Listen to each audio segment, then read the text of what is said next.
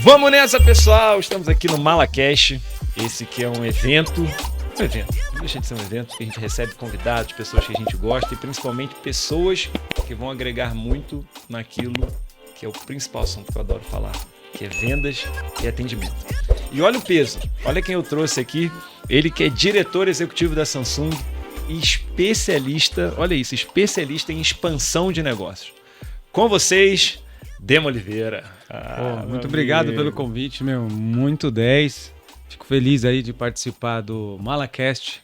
Eu nunca vi um podcast tão mala desse, mas estou bem orgulhoso de estar aqui. Que bom. Além de tudo, né, você é um cara espirituoso, cheio de energia. As pessoas que fazem os outros rir e ainda ensinam, esses caras aí são os melhores que tem. Então você tá dentro dessa lista aí das pessoas que são os melhores. Que bom. Ainda mais no assunto, eu tive o privilégio de ver você fazendo lá uma palestra. Então, para mim eu tô muito feliz de estar aqui. Que bom.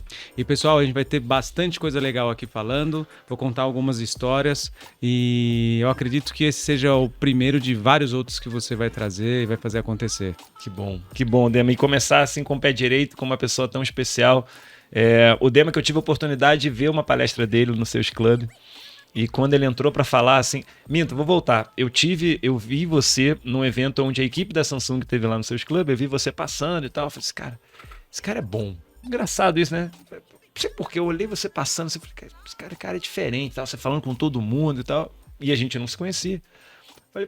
Cheguei na equipe e falei, quem é? O pessoal, não, o Dema Oliveira, cara, executivo da Samsung e tal, diretor de retail. Eu falei, beleza, então daqui a pouco eu vou conhecer ele. Aí comecei a conversar com a equipe. E aí tive a oportunidade de ver o Dema numa palestra que a gente fez em Campinas.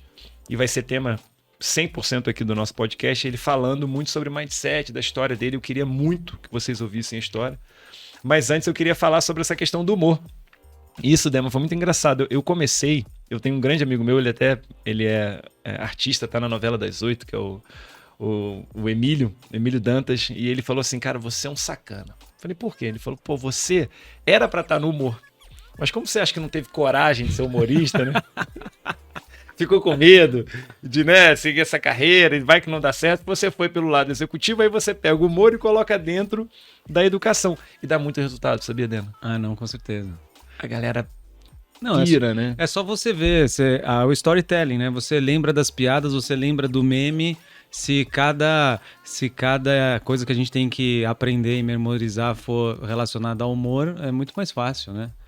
Engaja, né? Porque o que dá um pouco de raiva é que de vez em quando o pessoal não lembra do conteúdo, mas lembra da piada.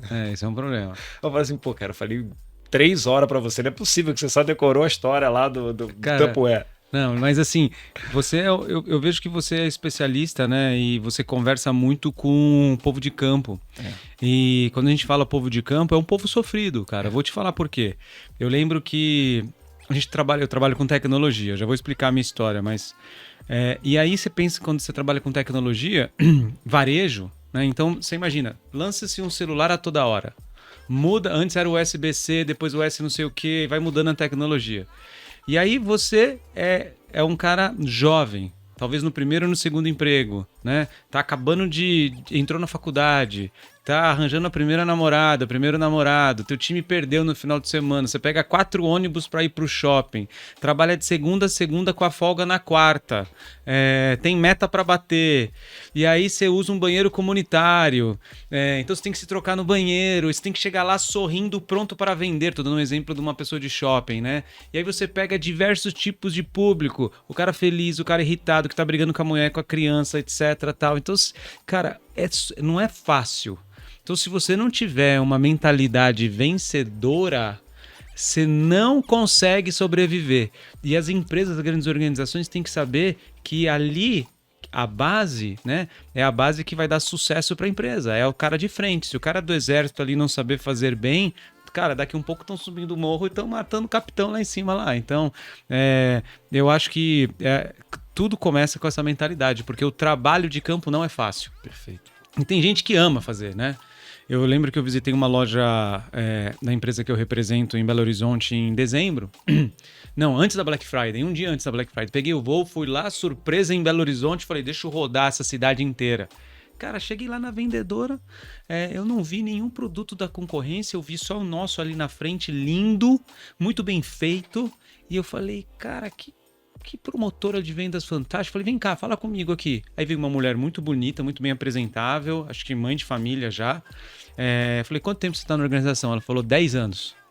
Ela falou, mas aqui quem manda sou eu. Falei, nossa! Falei, vem cá, vamos tomar um café. Já falei, chama todo mundo aqui. Essa pessoa aqui merece... Cara, foi muito legal.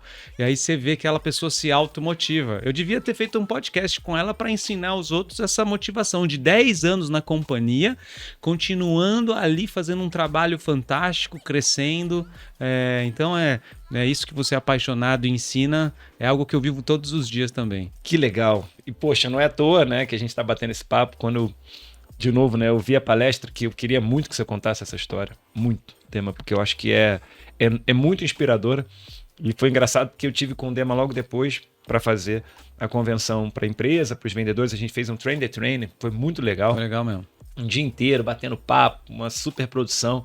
E uma das colaboradoras que trabalha comigo, uma das executivas, encontrou com o Dema e falou, cara, ele ficou apaixonado, viu? Porque tudo que ele fala, não, porque o Dema falou, porque aí já começando o nosso papo.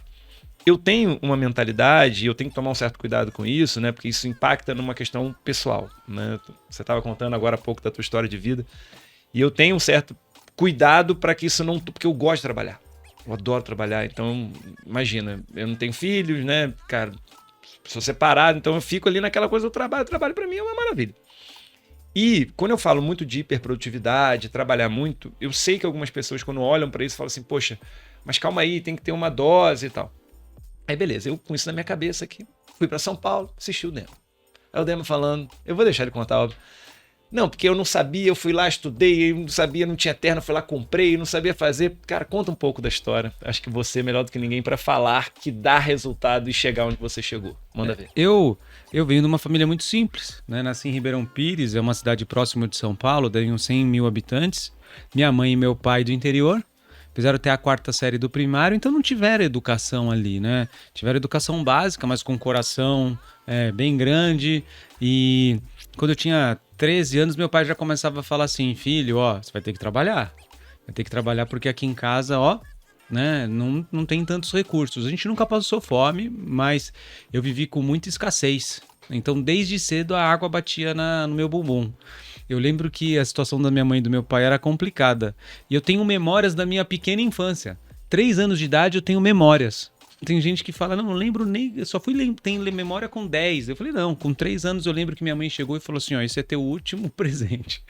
Papai Noel não existe. Com 3 anos. Deu um carrinho preto. Falou assim, teu pai e eu não temos condições de te dar presente. Papai Noel não existe. Aí eu falei, tá bom. Eu peguei aquele carrinho preto. Assim.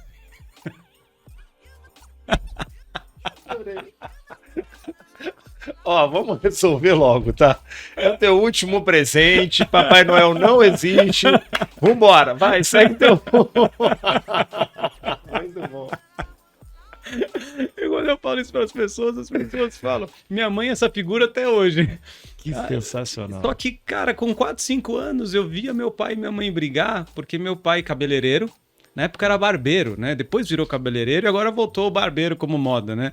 Meu pai era boia fria no interior, quando veio para São Paulo aprendeu uma profissão de barbeiro, foi morar em Ribeirão Pires e aí ele não tinha o dinheiro para poder pagar o aluguel.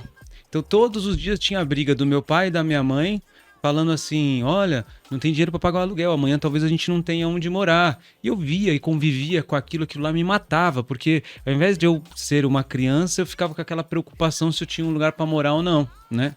Mas enfim, Deus abençoou e ele conseguiu pagar e tal, só que eu vivia em modelo de escassez. Eu não queria aquilo para mim. Então, primeiro eu vejo que teve uma automotivação. Desde o começo da minha vida eu falei, cara, eu não quero isso para mim. Eu lembro que eu precisava de um tênis, meu pai não tinha dinheiro e falou, pega o tênis da sua irmã, minha irmã mais velha. Só que era 2 números antes. Então eu tinha que andar com meus dedos dobrados, assim, Você não tem ideia a dor que dá na alma de fazer isso. Ia na casa dos meus amigos, tinha cotonete, tinha fio dental. Falava, cara, esse cara é rico. tem fio dental, tem cotonete. Eu nem sabia o que era, né? Enfim, quando meu pai falou assim, olha, você vai ter que trabalhar para ganhar seu dinheiro. Eu sabia que uma coisa que a gente não tinha era dinheiro. Então eu falei assim, então se eu vou trabalhar e para ganhar dinheiro é algo bom. Mas mesmo assim, pobre, mas bem cheirosinho, bem arrumado, tava louco para arranjar uma namorada. Com uns 13 anos de idade, 14. Meu pai falou assim, ó, tem uma vaga no supermercado chamado Barateiro. Antes era Jumbo Elétrico, que virou Barateiro, depois Compra Fácil, depois Extra Fácil, sei lá. Na minha cidade era Barateiro. E eu fui lá ver a vaga. Só que a vaga era exatamente na parte de cebola, lá de repositor de cebola. E eu falei assim, caramba, se eu arranjar esse emprego aqui vai ser um problema. Porque os caras vão falar assim, ó, o menino da cebola, ó, o menino... Sabe quando que eu ia arranjar uma namorada? Nunca ia arranjar uma namorada. Então, Você já pensava nisso, né? Pensava. Você já tinha... Vai. Por quê? Isso já é você não acha que isso já é um DNA de... Porque eu falei, cara, eu preciso trabalhar. E assim, eu sei que a situação tá difícil. Mas fome não tô passando. Até posso usar um tênis menor do que meu número. E ali com jovem, você tem as suas vaidades, né? Claro. E eu falei, pai, espera mais um pouco. Aí meu pai falou, então tá bom, então vai na pastelaria. Né? Lá na cidade de Ribeirão Preto tem um japonês que é dono da pastelaria. Eu sei que japonês para pastelaria é um eufemismo, mas ele tem lá no centro lá até hoje. Aí cheguei, era para uma vaga de tacho. Não sei se você sabe o que é o tacho, aquele negócio assim, joga o pastel, né? Tá tendo feira aqui na frente, fica o cara com os 2 hashis grandes virando pastel. Falei, cara, esse emprego é para mim, porque eu vou estar de costas. Aí a pessoa fala assim, especial! Aí você só joga o especial assim, né, pra trás. O de carne com catupiry, você não precisa, não é o cara do tacho, né? Eu vou estar de costas, uniforme branco, né? No máximo me entrega um molho de vinagrete, eu vou só fazer isso aqui, não vou ser o cara da cebola. Aí fui lá fazer o teste. Quando eu cheguei lá, o japonês com aquele sotaque falou assim pra mim, você não é o filho do Jair cabeleireiro? Eu falei, sou. Abre sua mão aqui. Aí abri, falou, não tem calo nenhum, esse emprego não é pra você. Falei, tá bom, voltei lá, falei, pai, ó, não conseguiu emprego, segura um pouco aí. Minha irmã, mais sábia, falou assim, você não acabou de fazer datilografia? Um dos cursos que meu pai me pagou foi datilografia. Então eu fazia 200 e tantos toques por minuto. Ele falou assim, então minha irmã falou assim, tem uma vaga de menor aprendiz na Caixa Econômica Federal, no centro da cidade. Falei, tá bom, vou pra lá. Banco, né? Falei, de repositor de cebola, virador de pastel, pra trabalhar no banco, cara, primeiro emprego. Aí falei, meu emprego é meu, fui bem motivado. Aí eu fiz o meu curriculinho, subi lá. Quando eu subi no segundo andar da agência, a agência nem tinha porta giratória naquela época. O gerente Roberto olhou pra mim e falou assim, você que veio pra vaga? Eu falei, vim. Ele pegou uma revista Veja. No começo da revista Veja tem umas folhas amarelas. Ele rasgou, deu pra mim e falou assim, ó, vou cronometrar aqui. Você vai lá embaixo, tem uma máquina de datilografar, você vai datilografar. Na hora que você voltar aqui, eu vou terminar o cronômetro. Se você datilografar rápido, o emprego é seu. Eu falei, cara, esse emprego é meu. Né? Desci com a folha, com o pedacinho da Veja lá, com umas folhas em branco que ele me deu. Cheguei na máquina, entrei ali na área privada, né? Tinha lá os estagiários, os escriturários. Entrei na área privada, aquele banco lotado com 2 caixas, tipo 5.000 pessoas na fila. Falei, agora emprego meu. Coloquei a folha amarelinha assim, coloquei a folha em branco na máquina de escrever, né? Não sei se você já usou uma máquina de escrever, mas... Aí fui, ajeitei assim e comecei. Pum! No final da última linha, a última palavra da primeira linha, eu precisava encontrar o pauzinho para pular a linha.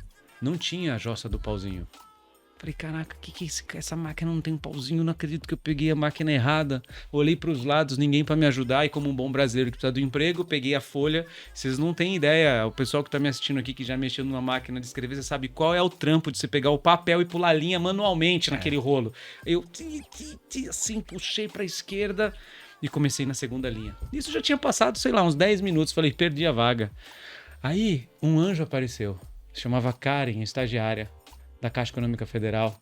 Ela olhou pra mim e falou assim, tá tendo dificuldade aí? Eu falei, não tem o pauzinho. Ela falou assim, não, é que essa é automática, é um botão chamado Enter. Aí ela olhou pra mim e falou assim, quer saber? Eu acho que eles estavam tanto precisando do menor aprendiz, meu. Eu acho que a coitada era a coitada que fazia os trabalhos do menor aprendiz. Ela olhou pra mim e falou assim, pula daí que eu faço. Nessa hora eu falei assim, aceito ou não aceito ajuda? Aí eu falei, cara, vou aceitar. Aí não tinha esse negócio ainda de mimimi, nada disso. Falei, pode entrar aqui, politicamente correto. Ela sentou e ela disse, se eu tinha 200 toques por minuto, essa mulher tinha 500. Falou, sobe lá. Aí eu, cara, será que é certo, será que é errado? Falei, não sei. Subi lá, entreguei pro Roberto. O Roberto olhou no relógio assim e falou assim, ó, pum!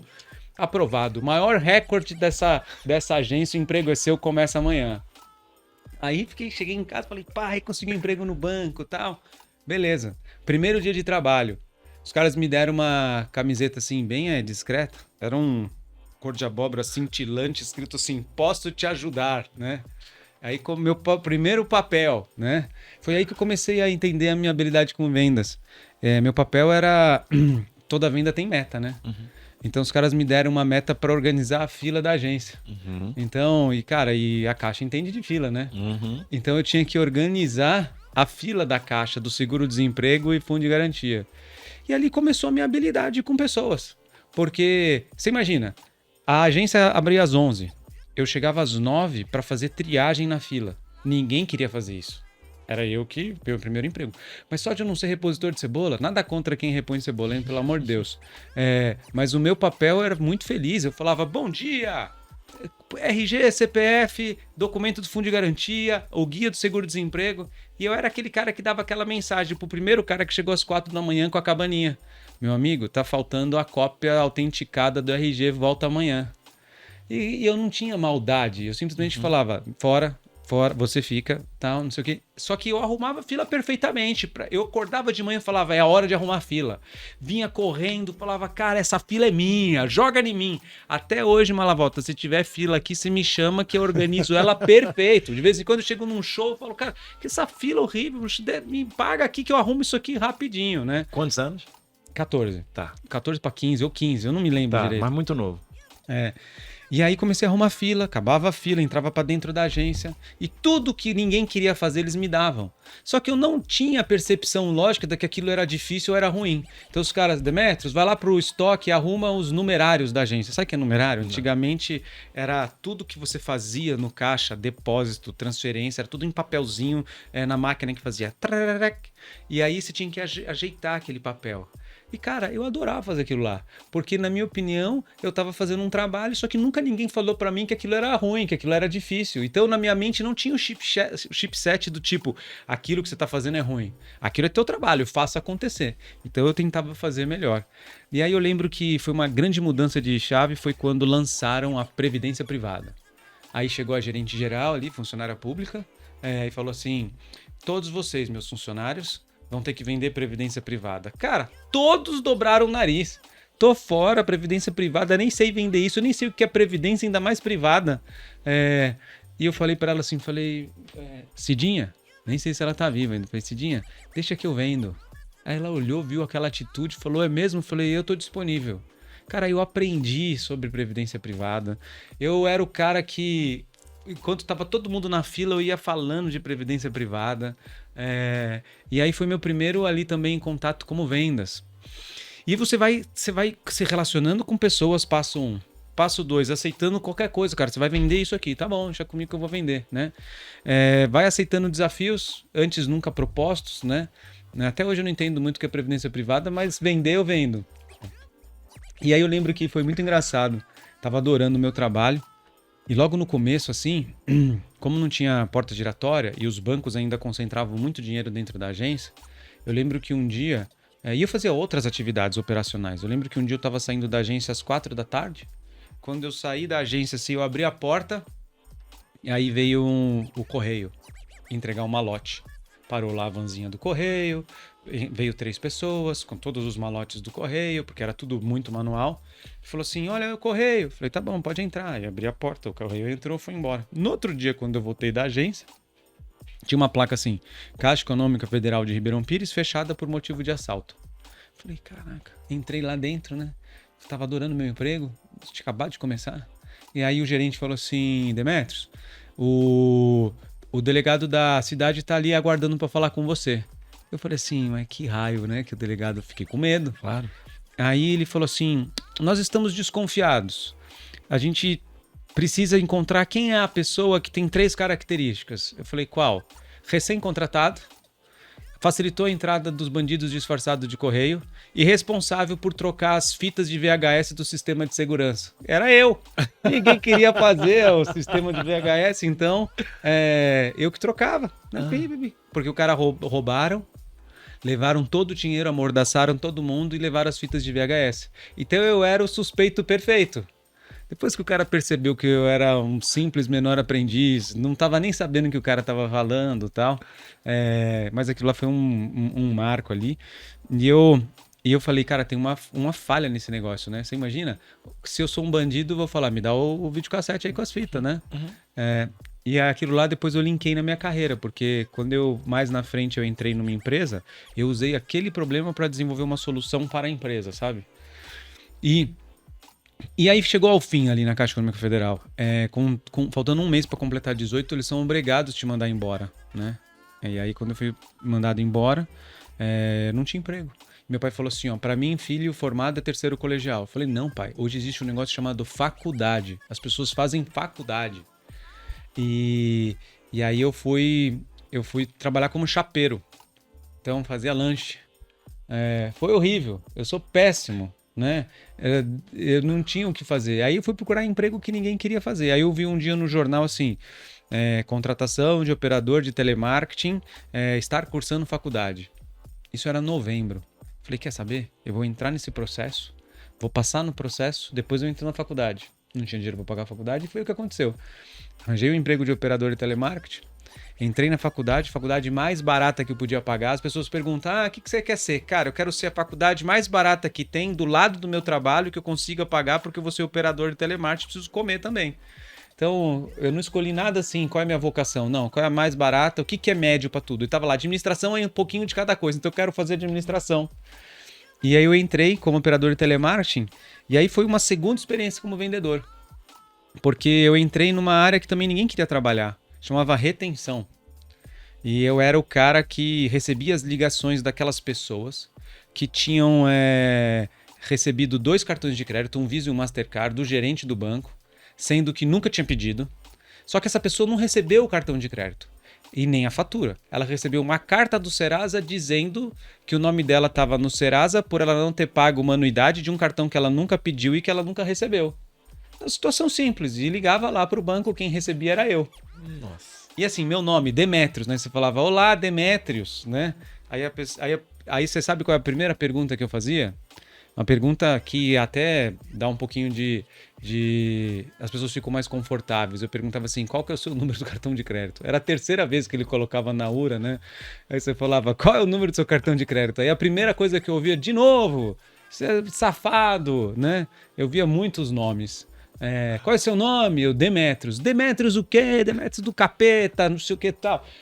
E aí, essa experiência para mim foi mais dura, assim, mas eu tinha uma meta simples. Meu papel era descancelar aquilo que ele nunca pediu. Então fala assim, ó, você me perdoa, nós vamos reemitir o cartão de crédito com 1 ano de isenção da taxa, por você nunca ter pedido e ter emendado sem querer. Vamos tirar seu nome do Serasa. E eu tô vendo que você tem na conta tanto, tem um produto fantástico aqui que se chama título de capitalização pé quente da casa. E aí vendi um excelente investimento que era o título de capitalização, que ficava 50% do valor para o banco e 50% para o cliente, né? Vendi muito. Mas aquilo lá foi ótimo, porque eu aprendi gerir conflitos, acalmar a pessoa do outro lado, né? Até hoje, tipo, eu tava te falando antes de entrar aqui, né? Vamos cortar tal coisa. Não, tô comendo minha tapioca, aguenta um pouquinho aí, né? Então é uma coisa que até hoje, como diretor de empresa, no meio de uma grande pressão, eu me lembro lá, parece aqueles desenhos, eu paro, vejo eu pequenininho lá no telemarketing, falando com a mulher um monte de nome, eu falo, sim senhora, entendo, próximo. A gente pode chamar isso de sangue frio? Que nome que você daria para essa habilidade? Porque isso é uma baita habilidade. Para vendedor que precisa fazer retenção, precisa fazer reversão e ainda converter, porque você fazia isso, né? Você revertia, você retinha e ainda convertia. Vendia mais para quem nem estava comprando. Pode ser sangue frio, mas eu acho que eu tinha assim uma água batendo no meu bumbum, que assim, se você perder esse emprego, você não vai fazer faculdade. Se você perder esse emprego, você vai voltar para Ribeirão Pires para fazer lanche. Se você perder esse emprego, você não vai conseguir atingir teu resultado. Se você perder esse emprego, você vai ter a realidade dos seus pais. Então eu tinha uma vontade enorme de vencer. porque eu falava, eu não quero voltar para minha realidade do passado, é a minha chance, não importa se eu tiver que vender título de capitalização, que é uma furada, mas eu vou vender esse título de capitalização. Então eu chegava lá e falava, cara, eu preciso me diferenciar. Eu não tenho a melhor faculdade, eu não estou na melhor cidade, eu pego 4 trens para vir para cá, dura 3 horas para eu chegar no banco. Então, ou eu uso essa oportunidade da minha vida para vencer, eu tô perdido. Então, a verdade era uma vontade de vencer. Todos os dias eu tinha vontade de chorar. Todos os dias eu estava no trem falando assim, o que eu faço? Foi a época que eu mais me aproximei de Deus, porque eu dormia 4 horas e eu não entendia muito. E aí eu lembro que uma pessoa me deu uma Bíblia e foi a primeira vez que eu li a Bíblia inteira, da primeira página à última. E, cara, no livro sagrado tem palavras de consolo. E também tem palavras de motivação dizendo, cara, eu matei o gigante Golias, se eu matei, você consegue também. Então eu ficava lá no trem assim, ó, dormindo, assim, encostado, 3 horas, chegava pra trabalhar, e eu falava, meu Deus, eu não aguento isso aqui, vou morrer. Eu falei assim, você tem que aguentar, é só uma fase. E quando eu chegava em casa, era meia-noite, e eu tinha que acordar 4 e pouco. Então eu tinha 4 horas de sono, aí eu fazia uma oração assim, Senhor Deus, faça com que essas 4 horas virem 8. E era mágico ali, sei lá, durante 2 ou 3 anos da minha vida eu dormi 4 horas por noite e as 4 horas eram 8. E aí, cara, então você acaba tendo, você não quer voltar aquilo lá, você não quer voltar aquele negócio difícil. E eu tenho certeza que teve história da minha mãe e do meu pai, mas erros do passado deles também. E eu falei, cara, se essa história foi assim, vai acabar comigo. Pum!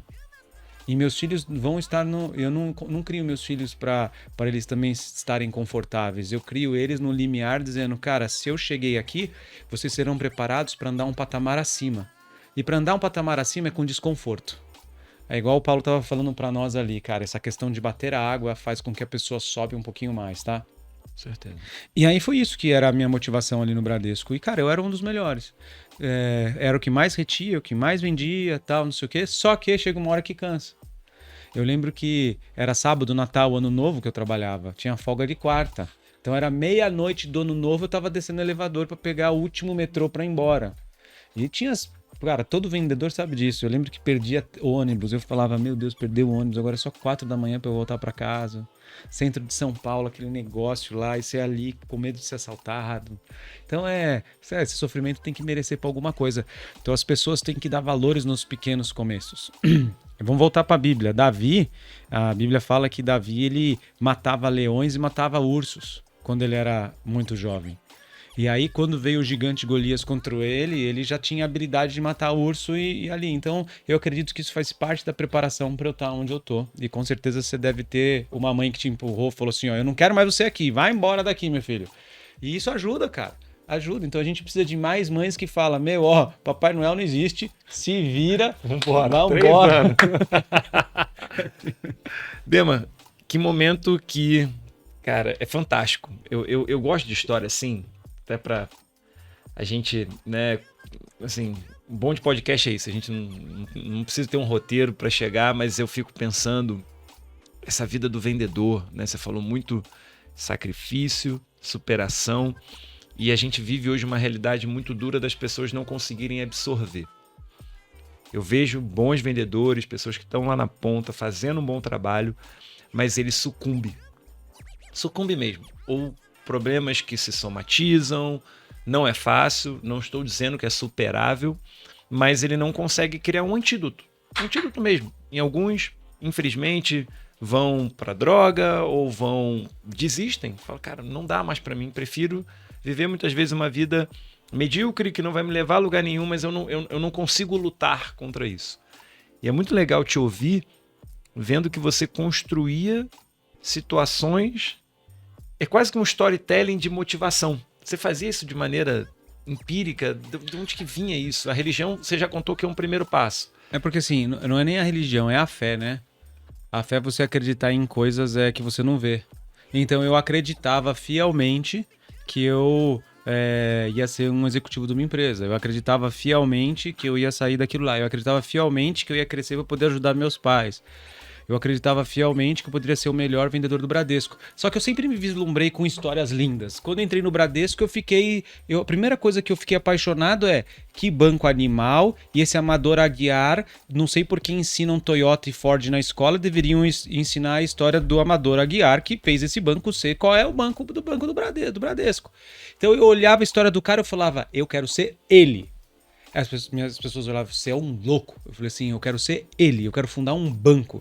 Então eu lembro que eu era operador de telemarketing, na minha fé eu falava assim, eu quero chegar a algum momento na minha vida que eu vou fazer alguma empresa, e eu falava, quantos funcionários tem o Bradesco? 300 mil. Então na minha mente eu quero ser dono de uma empresa que tem 300 mil funcionários.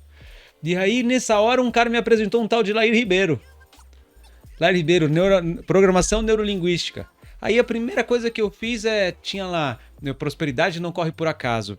Aí o cara me deu um livro, né? Eu li aquele livro, lá eu falei assim, animal. E começava a ler, comia aquele livro, lia de novo, comia aquele livro, lia de novo, li 3 vezes, eu falei assim, quero conhecer tudo sobre esse Lair Ribeiro, quero conhecer tudo sobre programação neurolinguística. E aí um amigo meu me emprestou todas as fitas de VHS do cara.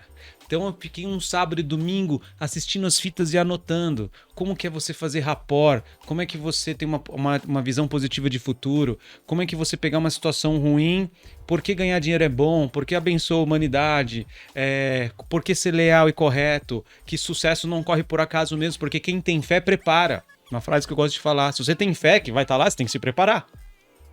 Então, o que acontece hoje atualmente, Malavota, é que as pessoas têm falta de fé, ou a fé que eles têm é muito superficial, muitos problemas emocionais, e eles...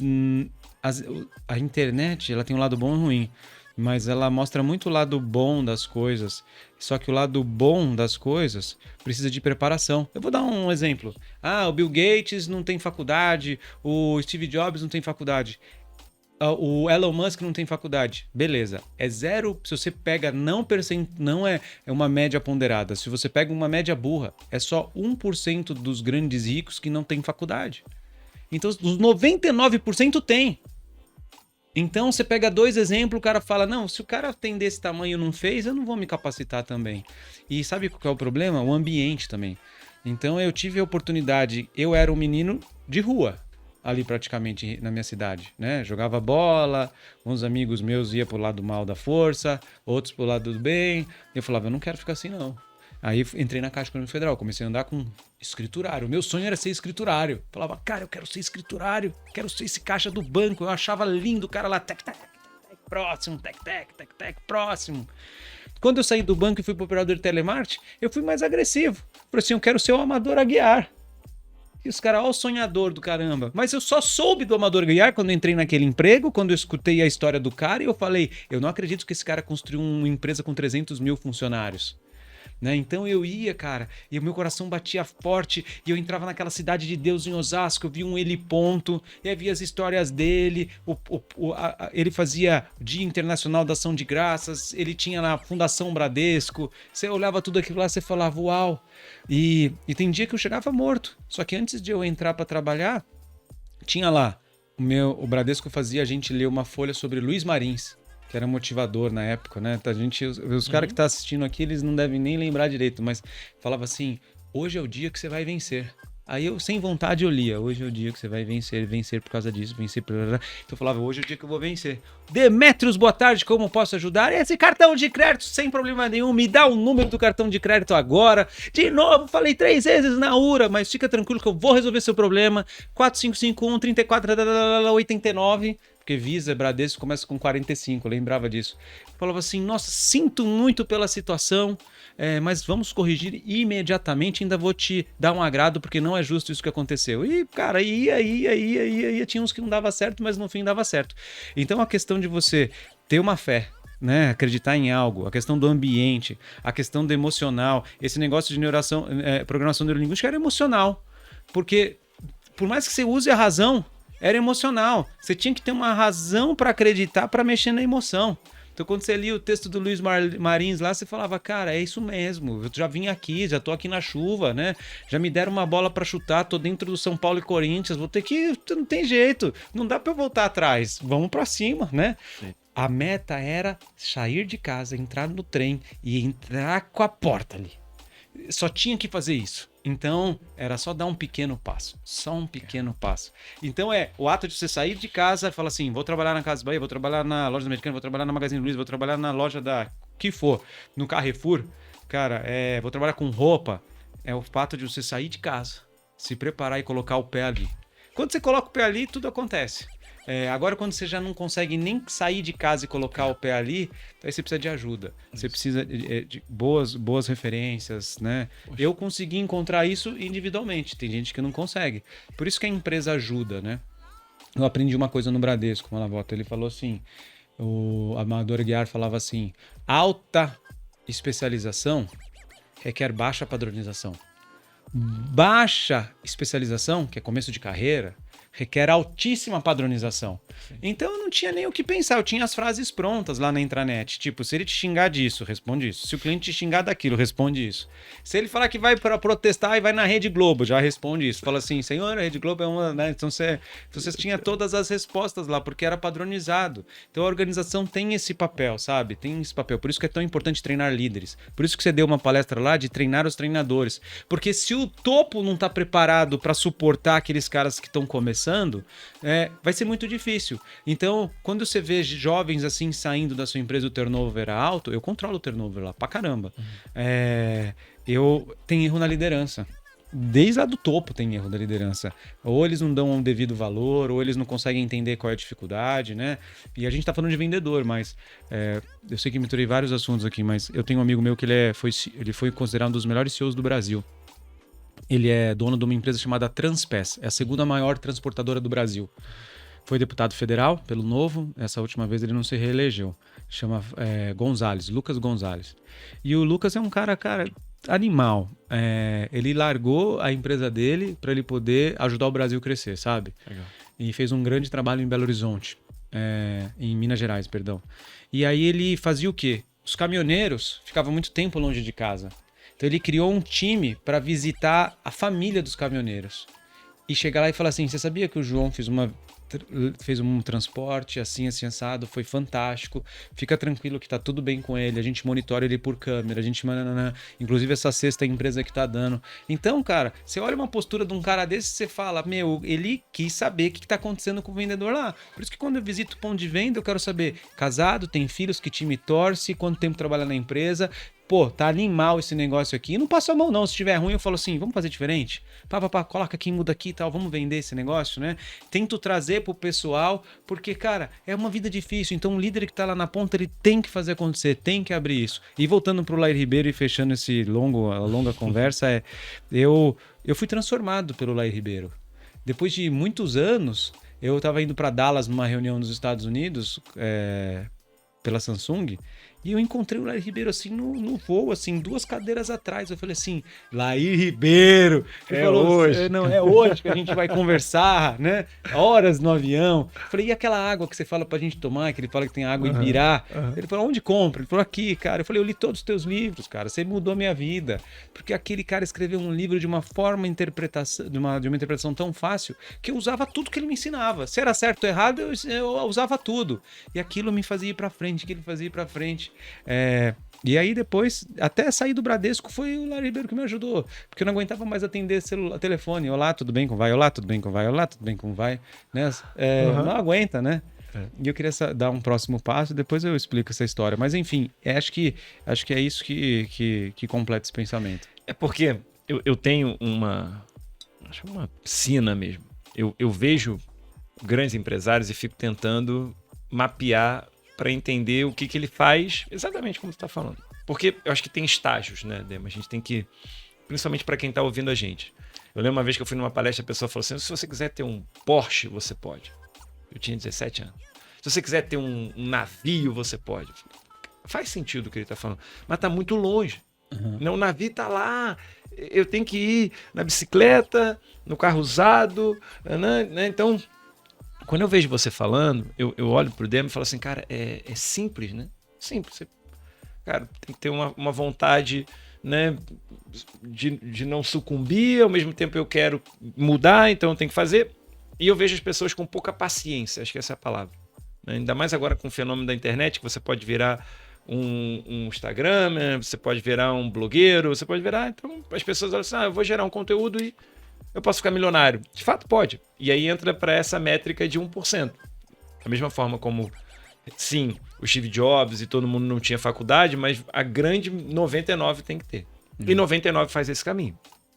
E eu vejo você falando, e a gente estava conversando antes aqui de começar, e o Dan é muito tranquilo. Ele está com um baita desafio na mão. Imagina, comandar uma área de retail da maior empresa que vende celulares e televisores do mundo, né? E você é muito tranquilo. Falou, agora meu próximo desafio é esse. Eu olho, pessoal, um desafio desse tamanho.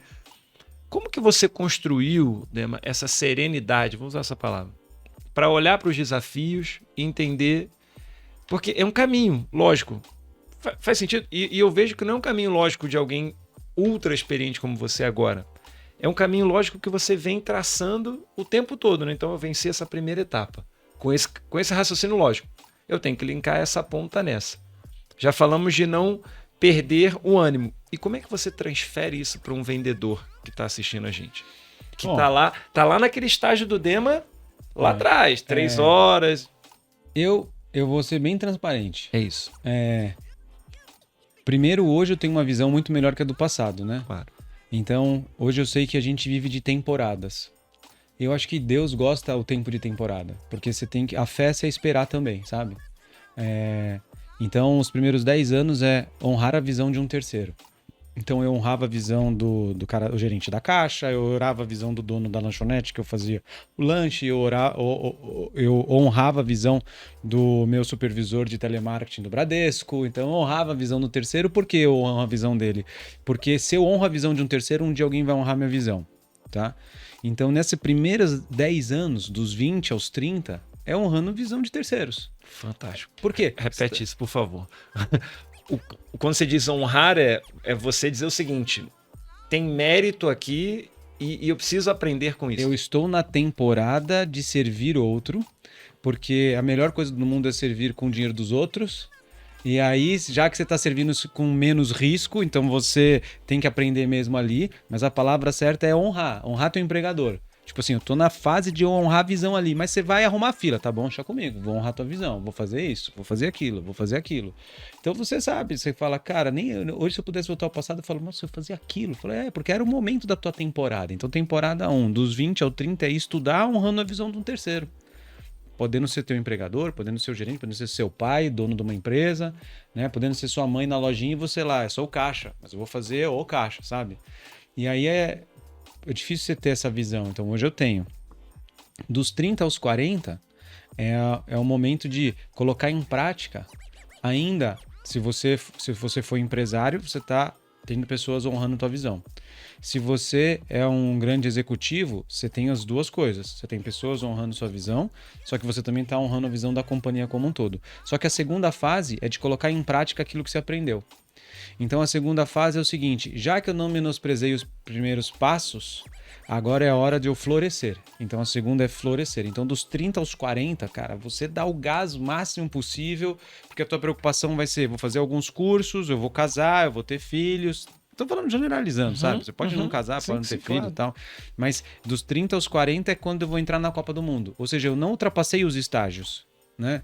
E aí a partir dos 40 é quando você começa a entregar para as pessoas aquilo que você primeiro honrou de alguém, depois você fez acontecer pra caramba e agora está na terceira fase. Eu acredito que dos 40 até os 80, e é a maior parte da vida, é que você se prepara para entregar para as gerações futuras. Então hoje eu sei que eu tô aqui com você nesse podcast porque eu quero tocar no coração das pessoas que estão me ouvindo.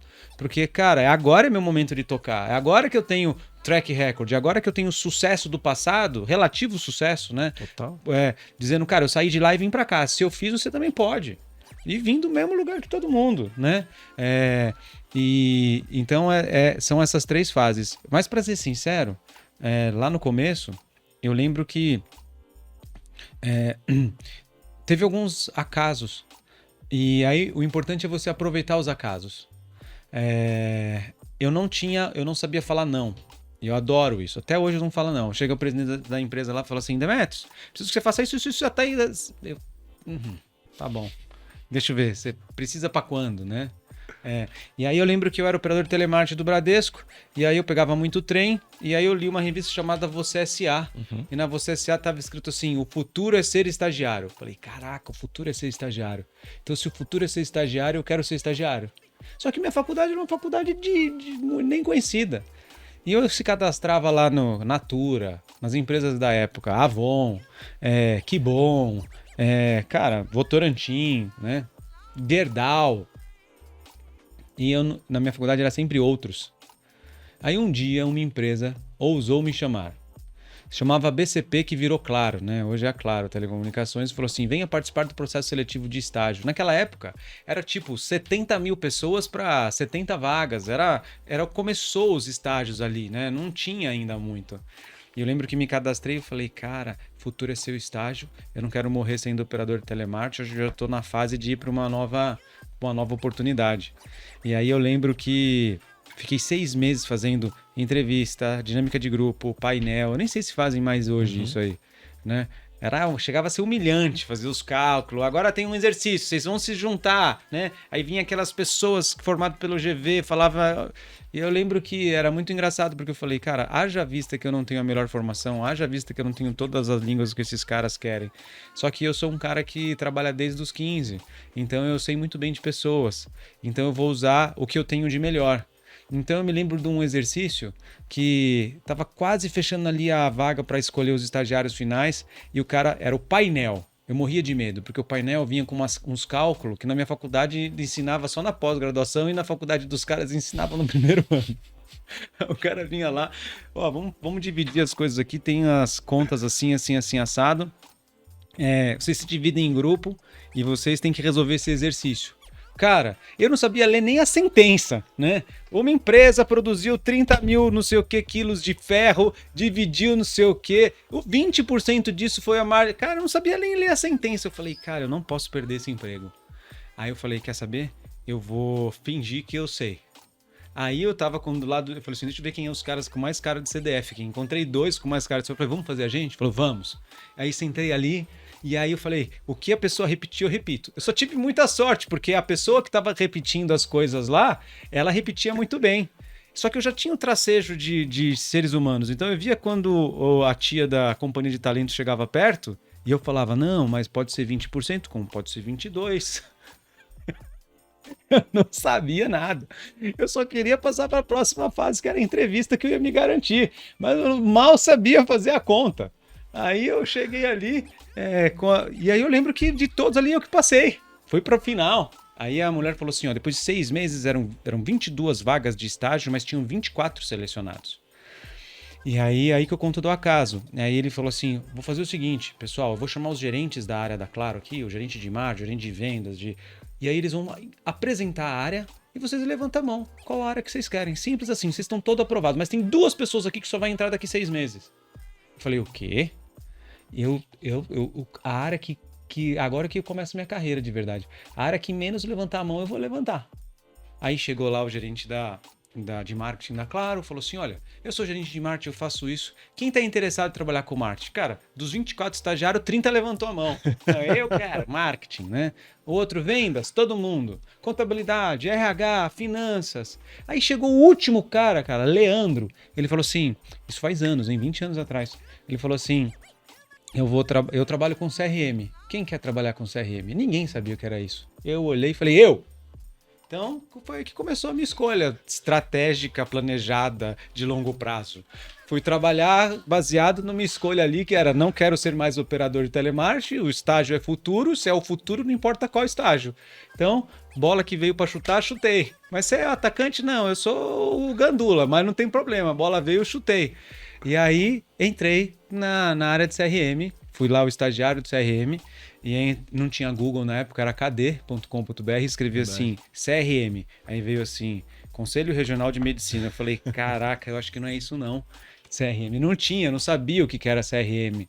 E aí eu lembro que eu fui numa livraria que nem existe mais, que é Siciliano, tinha um livro lá, CRM, Customer Relationship Management, né? Gerenciamento do relacionamento com o cliente.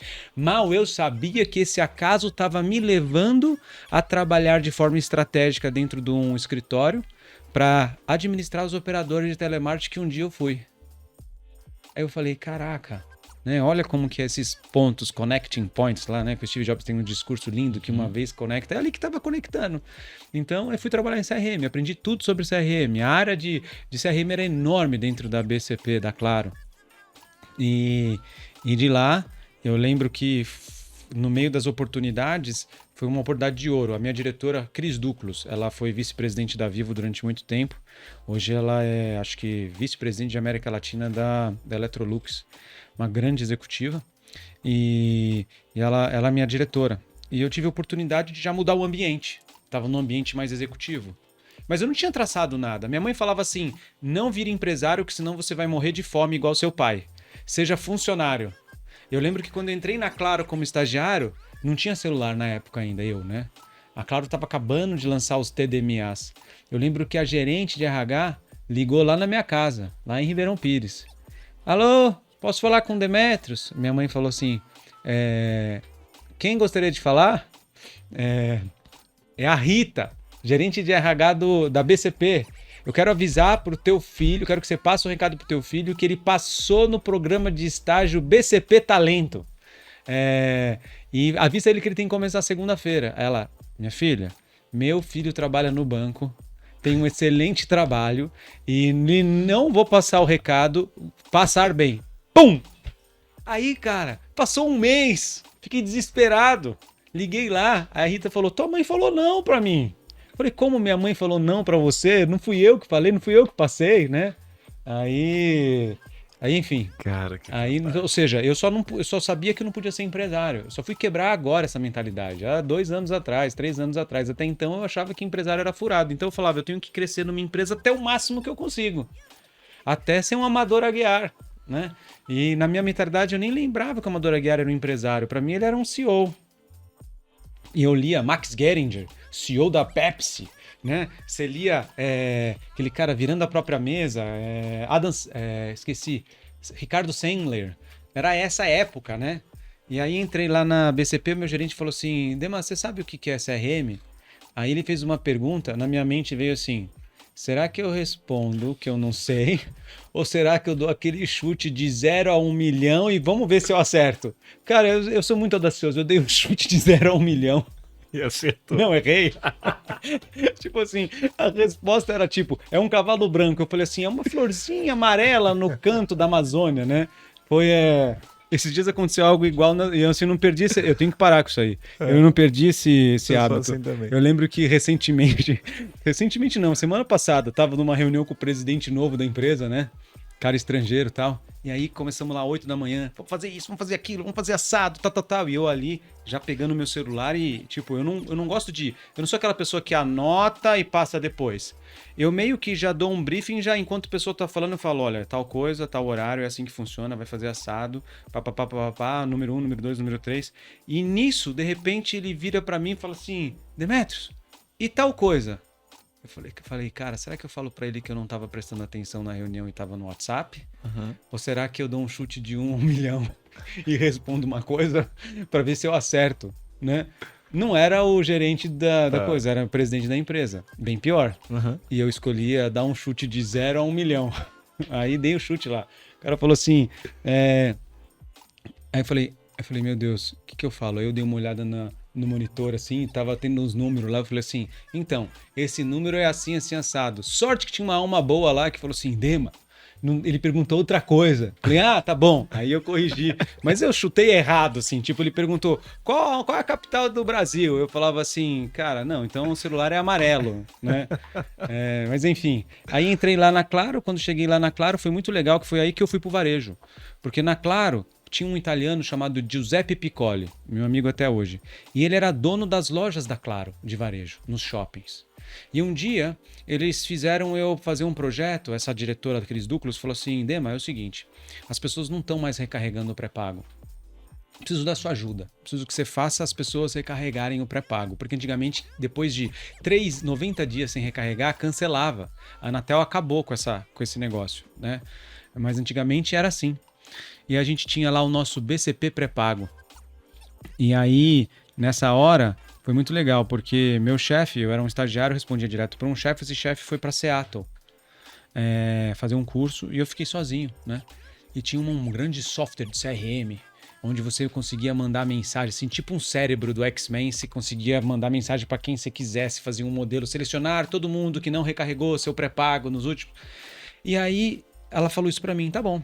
Aí eu cheguei lá, eu olhei a mensagem, estava assim, senhor cliente, fulano, aqui é a BCP, claro. Por favor, recarregar seu celular.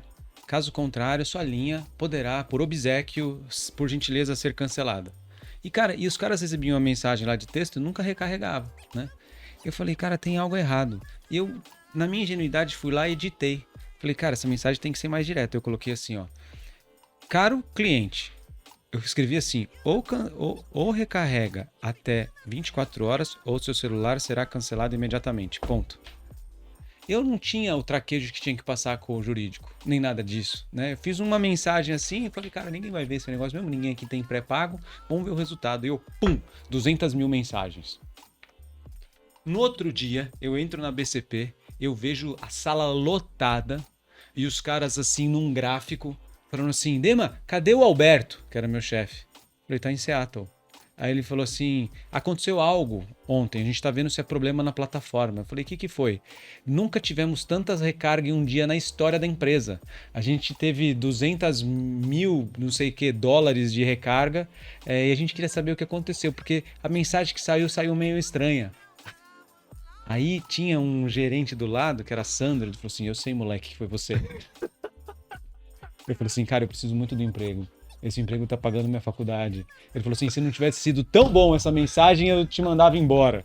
Aí fiquei quieto ali, né? Eu sabia que, caramba, aconteceu algo errado. Mas era eu que escrevi a mensagem lá, direto ao ponto, né? Não deixa de ser venda. Até hoje deve ser recorde lá na Claro, lá. Enfim. E aí a BCP tinha esse revendedor. E se o cara recarregasse o celular, ele podia ganhar um startup remanufaturado. E quem me dava os startups manufaturados era esse revendedor. E aí um dia, na minha mente, o cara do revendedor era um cara do tipo... Imagina, você pensa em assistência técnica. Você pensa um cara com as unhas cheio de graxa, né, de azul, né, com jaleco azul, consertando o celular. Aí meu chefe estava indo em Seattle. A melhor coisa foi quando ele viajou e deixou a área comigo, com o estagiário lá. Tipo assim, maluco no pedaço, né? E aí a diretora falou assim, você vai ter que receber esse cara da assistência técnica, porque esses caras que recarregaram vão ter que ganhar o celular usado, né? Remanufaturado sim. Deu um tapa, tá funcionando, né? Refurbish. E aí pensei, né? Falei, cara, tá bom, vai vir um tiozão aqui de barba, né? Cara, foi o maior preconceito meu ali. Aí, de repente, toca meu telefone da minha mesa, eu atendo. Aí ele falou assim, aqui é Giuseppe. Eu falei, oi, Giuseppe, tudo bem? Você veio para nossa reunião Ele falou, vim. Você pode pedir para a portaria liberar a minha entrada? Lá na Claro, era na Rua Flórida, ali no Brooklyn. Aí eu olhava assim e eu conseguia ver da minha mesa a entrada. Só que quando eu mandei liberar, eu pensava que ia entrar uma Fiorino branco. Aí entrou, cara, na época, um Cherokee, Grand Cherokee, na época, eu nem sei que marca é essa Grand Cherokee, acho que é Jeep, não sei. Um Grand Cherokee blindado, cara, que nem o CEO da BCP tinha, da Claro. Falei, caraca, essa assistência técnica deve dar dinheiro, né? Eu não entendia muito ainda o que era ser um empresário, né? E porque o executivo tem salário, né? O empresário, ele tem lucro, né? E aí, enfim, ele entrou, aí eu vi um cara de Montblanc, terno italiano. Cara, eu me apaixonei pelo estirão do cara. Falei, caraca, eu queria ser um cara igual esse aí. Falei, senta aí, o que você faz? Falei assim, não, eu tenho um time de 1000 pessoas que eu conserto, a gente conserta celular e tal, temos as lojas da Claro e tal. Só que eu gostei tanto que eu fiz o melhor projeto possível para a vida dele. E ele não tinha ideia que eu era estagiário. Eu também me apresentava bem. Eu usava um terninho, deixava na mesa lá da Renner, né? Tinha cartão C&A naquela época, cartão Renner, tudo isso para facilitar a vida ali. E eu fiz um ótimo projeto com ele e ficou marcado na memória dele. Passaram-se 6 meses. A TIM veio para o Brasil com um SIM card. E a TIM chamou ele e falou assim, nós não temos lojas, mas você tem um monte de loja. Eu vou te pagar por teu passe para você sair da BCP e virar TIM. E aí, cara, o cara virou o maior parceiro estratégico da TIM no Brasil, no momento que a TIM estava chegando no Brasil. E a TIM é italiana, com um cara italiano, funcionou muito bem, né? Era mande que ti fa bene pra cá, né? E era tudo isso. E aí o cara me ligou e falou assim, Dema, eu assumi uma grande área na TIM, eu vou abrir todas as lojas em 5 estados e eu precisava de um gerente de marketing. Você não quer ser o gerente de marketing? Eu falei, caraca, o cara me chamou de gerente de marketing, né? Pelo que eu sou estagiário. Não, então, assim, vou largar uma carreira dentro de uma empresa como a Claro, né? Porque eu sabia que ele era uma revenda. Mas, cara, falei assim, cara, quer saber de uma coisa?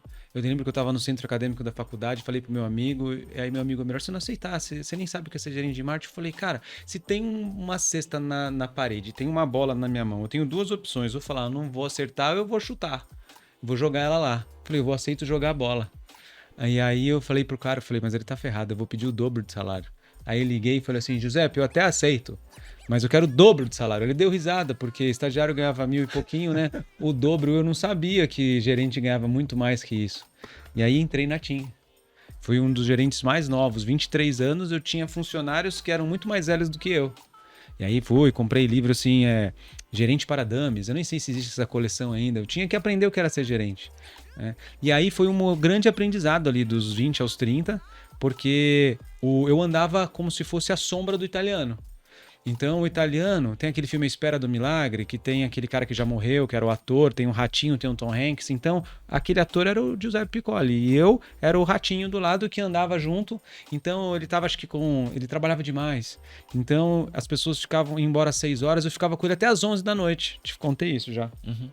Só que eu aprendia tudo. Eu aprendia fiscal, tributário, vendas e marketing, demissão, contratação, eventos, como escolher ponto em shopping, como fazer comissão, como lançar novos produtos, fazer tarifário de plano, como fazer grandes convenções de vendas, como investir e pegar dinheiro em banco. Então eu queria...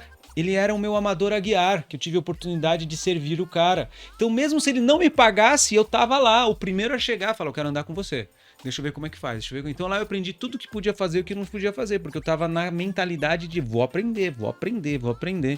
E aí a empresa tinha 23 lojas, quando eu saí de lá já tava indo para 200. Cara. Então hoje se você vai comigo no shopping, cara, eu aprendi uma coisa com o cara, que eu consigo identificar o público, eu consigo identificar qual é a melhor loja por metro quadrado, por cada corredor de cada shopping do Brasil. Então você fala assim, hoje graças a Deus eu dou minhas mentorias, minhas consultorias, que é um plano B meu da minha vida, eu faço até como parte do meu propósito. Então muitas vezes o cara fala, cara, tô pensando em abrir tal coisa aqui, eu falo, me manda foto. Não, aqui não dá, te explico por quê, assim, assado. Então é a coisa que eu andava com ele, ele falava assim, olha na mão das pessoas, você tá vendo alguma sacola? Eu falava, não tô vendo nenhuma. Pois bem, péssimo lugar. Aí ele olhava assim, olha essa vitrine. Olha como que estão os preços. Olha o consumidor do comportamento. Então ele é o cara que não existe mais. Inventaram um nome bonito para isso, se chama shopper. Mas ele é o cara que sentava na frente da loja assim, ó, da TIM. E ele olhava e falava assim, vamos ficar aqui comigo. Eu falava, mas o quê? Pega um café. Ele falava, na água. E ele ficava olhando, cara. Ele mudava a estratégia da organização inteira pela observação. Então, ele ficava do lado da porta, ele falava, vamos ver o que o vendedor está falando.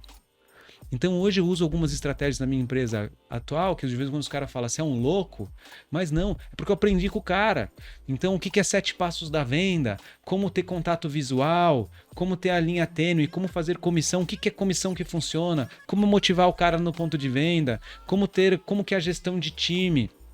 O que você pode fazer dentro da loja para poder agregar serviços e vender mais. E aprendi tudo. Então ele falava assim, Demetrios, o vendedor ganha, na época lá, 1.000 e pouco. Esse celular da Nokia é 5.000 e pouco. Para ele tem que trabalhar 5 meses para comprar. Como quebra isso num vendedor?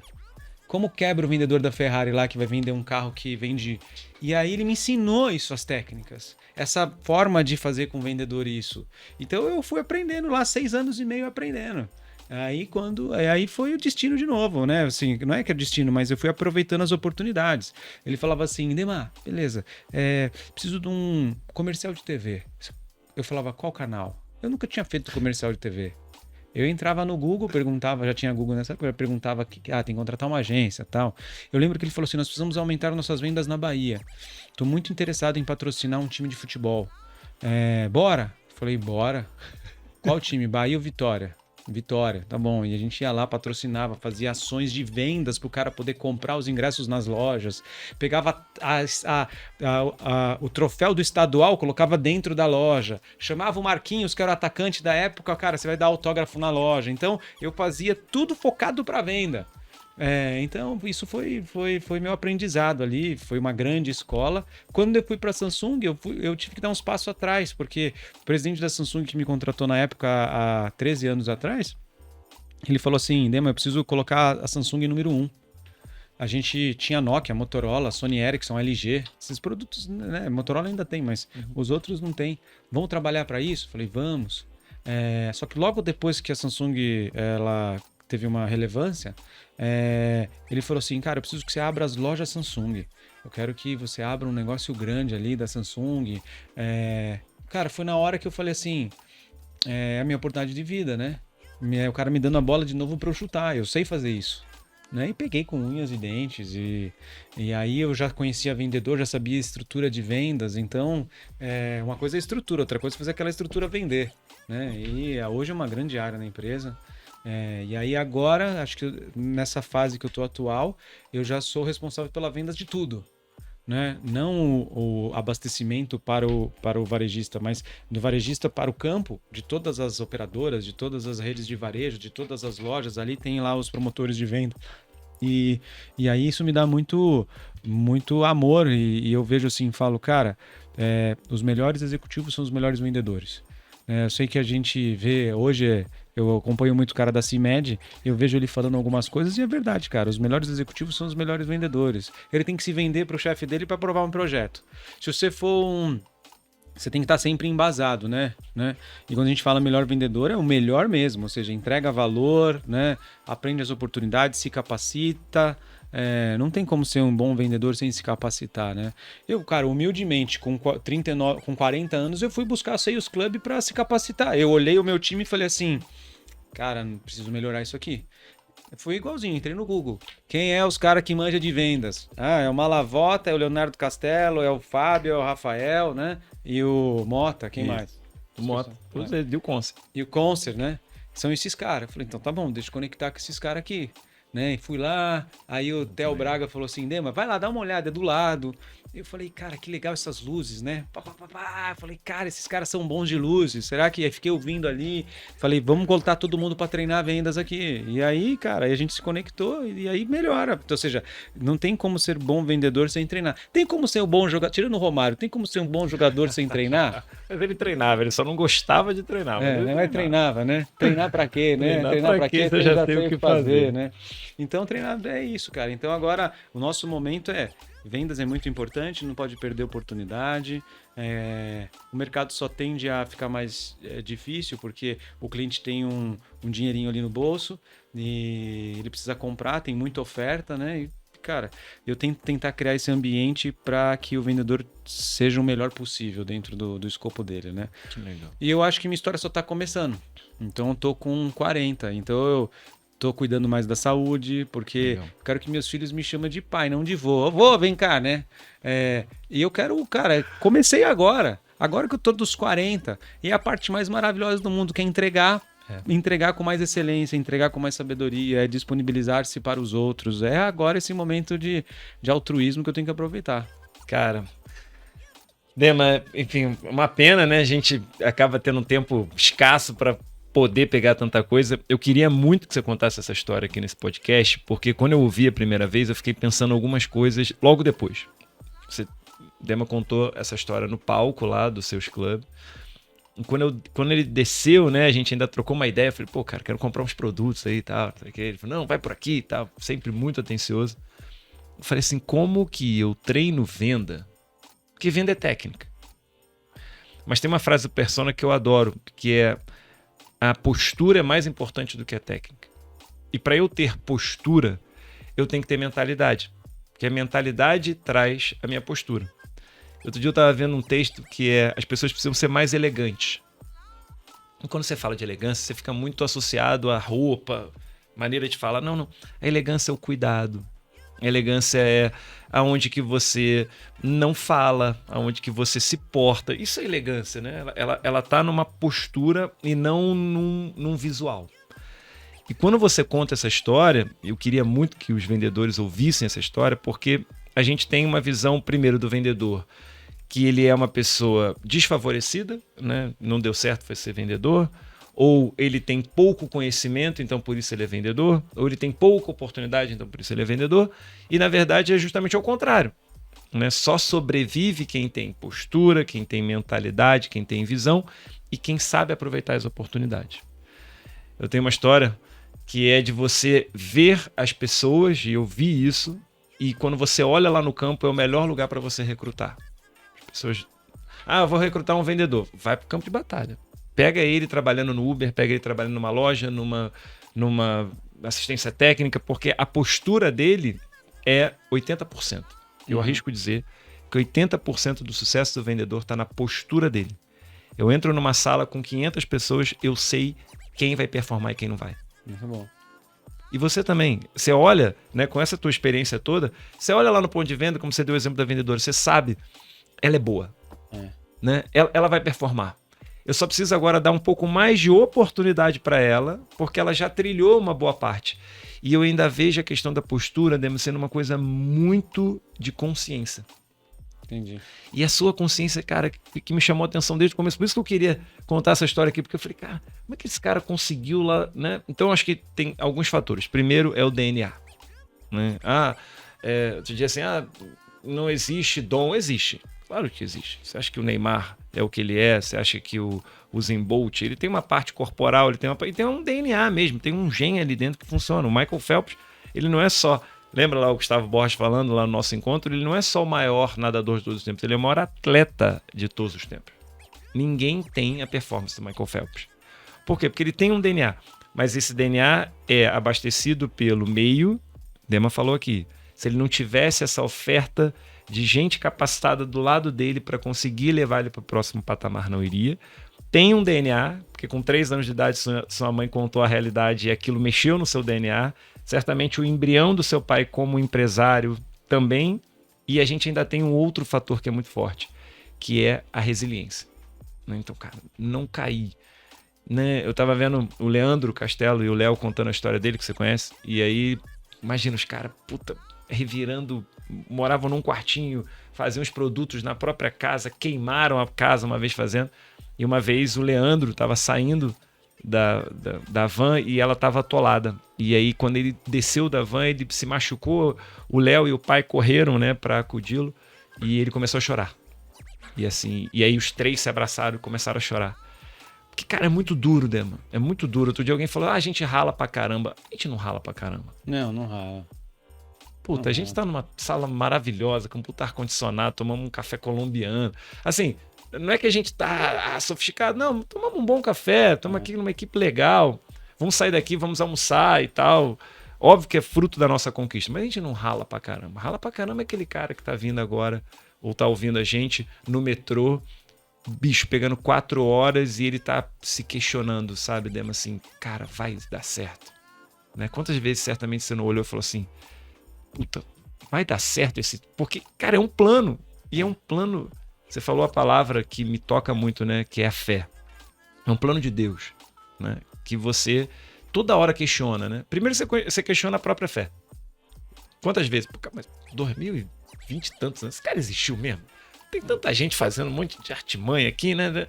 Então escreve o livro lá, né? Primeiro que você questiona em algum momento. A não ser que seja muito, né, forte, em algum momento da vida você questiona. Né? 2 que tem o plano. Você está cumprindo o plano. Mas será que você está cumprindo o plano? Porque eu estou aqui fazendo, né, o dia a dia. Não sei se eu estou cumprindo um plano. E terceiro, o acaso. Eu adoro o filme Quem Quer Ser um Milionário, porque aquele filme é fantástico, né? O menino está no momento, aí a pergunta é daquele momento. A mensagem daquele filme é fantástica. O que aquele filme quer dizer? Cumpre o plano. Vai no plano, vai entendendo como um ônibus, né? Você vai olhando na janela que aquela árvore que você passou tem um motivo para ela estar ali, aquele pneu que furou tem um motivo para ele ter furado. E se você não tem essa tríade, né, que é a fé, cumprir o plano e principalmente acreditar em você e na competência, é muito difícil de você cumprir. Né, Dema? Eu fico vendo meus amigos vendedores que estão assistindo, que eles vão lá muitas vezes para o shopping sábado e domingo. Puta, é pedreira. Sabe, Dema? Você deixar teu filho sabe, com a mãe para ir lá cumprir no shopping, um cliente caroço lá, que o pessoal chama, né? Eu não gosto desse nome, mas o cliente mais exigente, a troca, chegar lá para ouvir uma besteira muitas vezes que o gerente vai falar porque aquele cara não está preparado, ele fala assim, poxa, será que esse plano tá certo?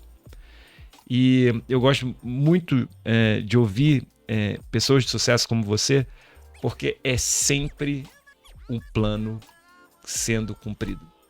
Dema, é sempre na sua história, na história dos empresários que eu ouço, né, no que a gente ouve lá nos seus clubes de outros empresários, só que você não enxerga. E isso é muito louco, né? Você não enxerga. Você não fala assim, então você vê agora 40 anos, tem mais 40, certamente você tem muito mais visão, porque te trouxe um cabedal violento para você entender o que vai acontecer agora. Mas e quem não tem? E eu vejo que a gente deixa a oportunidade quando a gente questiona o plano e não cumpre o plano.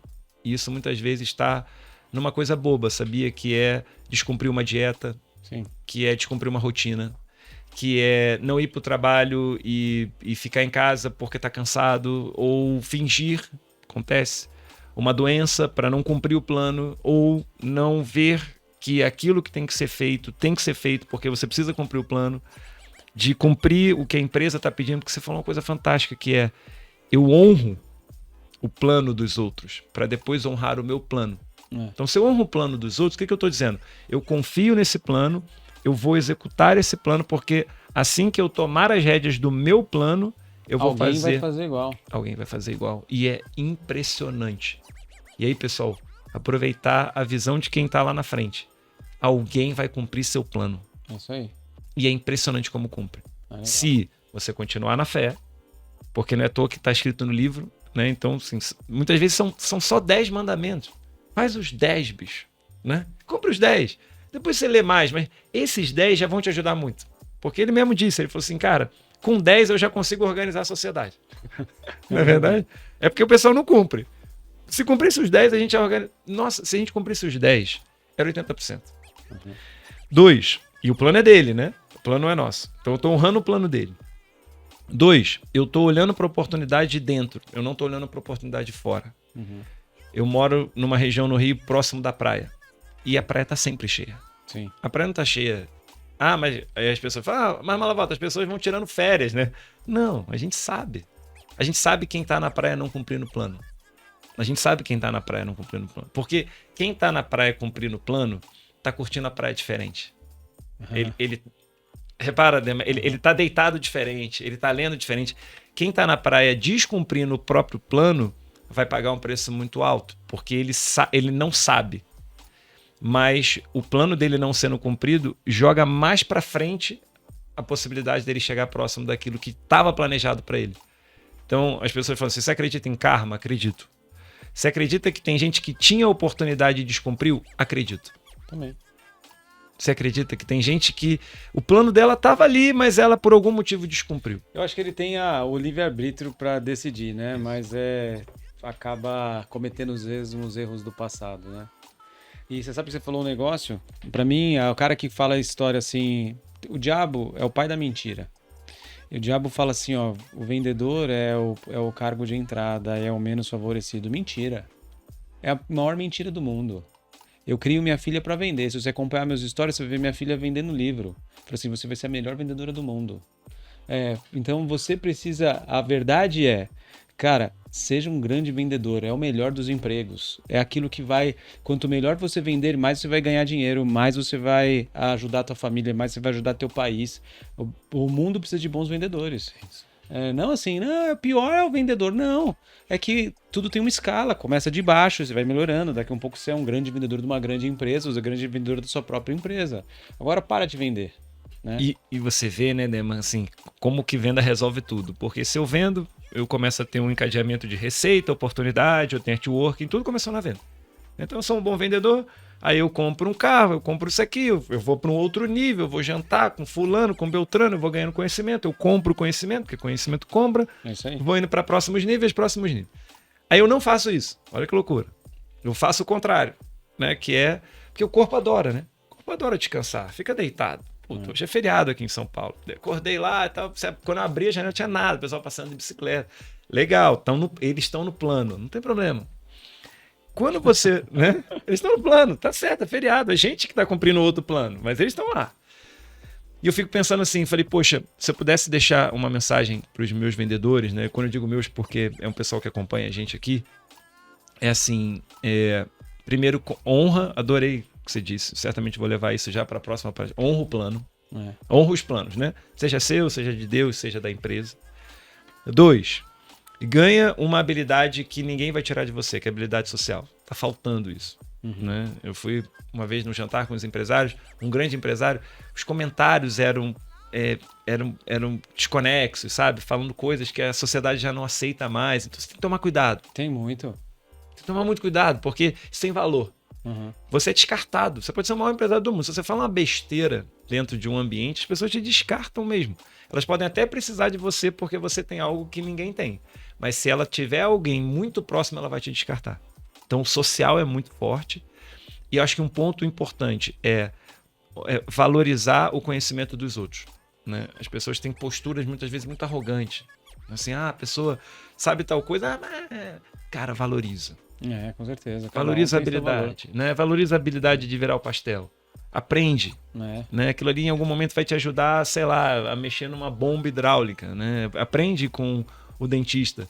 E foi muito legal que eu tava conversando com o Dema. A primeira coisa que ele fez foi perguntar sobre mim. Você lembra lá no evento? Você falou assim, cara, e aí, você é casado, tem filho? Qual é o seu signo e tal? Eu falei, cara, isso diferencia as pessoas, né? É verdade. Eu não sei nem como não. Minha esposa falou assim, você é muito metódico. Falou, por quê? Todo mundo que você conhece, você pergunta se é casado, se time você torce, qual filme que assistiu, qual série do Netflix tá assistindo. Mas vamos lá, deixa eu ver se eu acertei minha aposta. Por que você faz isso? Eu não sei, tá no automático, porque com isso eu vou entender melhor você. É isso. Eu acho que é isso. Eu fiquei com essa sensação. Falei, cara, o Dema fez isso porque ele quer de alguma forma conectar comigo de alguma maneira. E olha como é nato do vendedor. Você já ouve para puxar uma deixa. Porque, sei lá, se eu tenho uma filha da idade da sua filha, pronto. Nossa, minha filha é linda. Cara, conectou. Se eu falo do esporte, você puxa para alguma coisa. Não, também, tá praticando tal coisa e tal.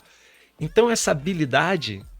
A gente está falando de um diretor executivo da maior multinacional do segmento. Então, por que é importante você conectar?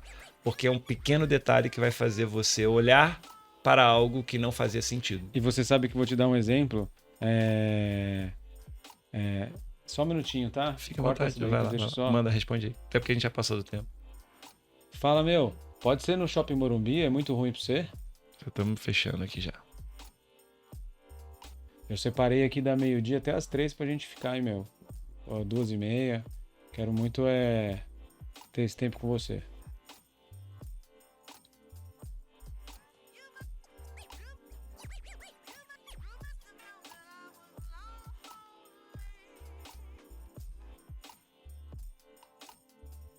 Geisa, já estamos terminando, tá bom? Eu acho que enquanto você finaliza, esse finalzinho, acho que é meio que um recado, sabe, pra galera. Então, é bom a gente até ter cortado, assim que a gente direciona bem. Porque daqui saem os criativos legais pra postar em rede social e tal. Quem que é Daniel, Luiz? Aí, deixa eu dar... Desculpa aí. Vai. Manda aí o tempo que você precisar, irmão.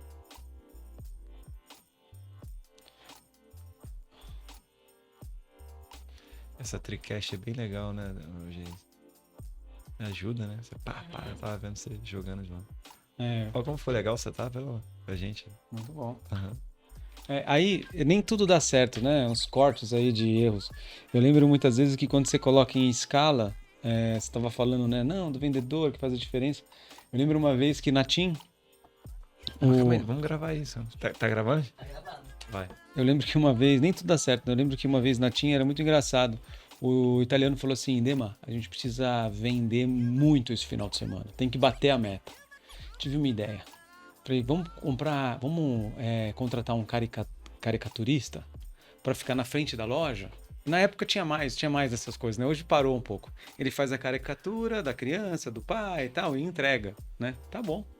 Eu já tinha feito umas 2, 3, eu tinha visto que aumentava tipo 10% a venda, 20% a venda, né? Etc. Enfim. E eu falei, tá bom. Ele falou assim, mas são 50 lojas só em São Paulo. você consegue, isso era tipo uma terça, você consegue para sábado 50 caricaturistas? Cara, jovem, né? Eu cheguei na agência e falei assim, arranja 50 caricaturistas. Não tinha 50 caricaturistas. Acho que o cara falou, quem é que faz fazer desenho aí? Tal pessoa, né? Cara, e a gente contratou 50 caricaturistas para colocar nas lojas para poder fazer as caricaturas e vender mais. Era a ideia do italiano. Eu nem discuti. Eu podia ter falado, cara, essa tua ideia não vai ajudar muito, porque até legal, né? É tipo aqueles palhaço grande na frente da loja de carro, né? Depende do lugar, funciona. Claro. Depende do público, não. E eu lembro que na loja da TIM do Shopping Higienópolis, há muitos anos atrás, da revenda, né? O caricaturista estava lá. Só que, ele fez uma caricatura lá e tal, não sei o quê. Na segunda-feira, tinha fax ainda, cara. Aí, de repente, eu chego na minha mesa da revenda lá na matriz, aí tinha um fax, assim, ó, com um tiozão gordo, com um bumbum assim, umas fumacinhas saindo do bumbum, né? Um pum. E aí embaixo era o nome de um grande diretor-chefe de um grande jornal de São Paulo. O que aconteceu? A gente não fez nenhum crivo.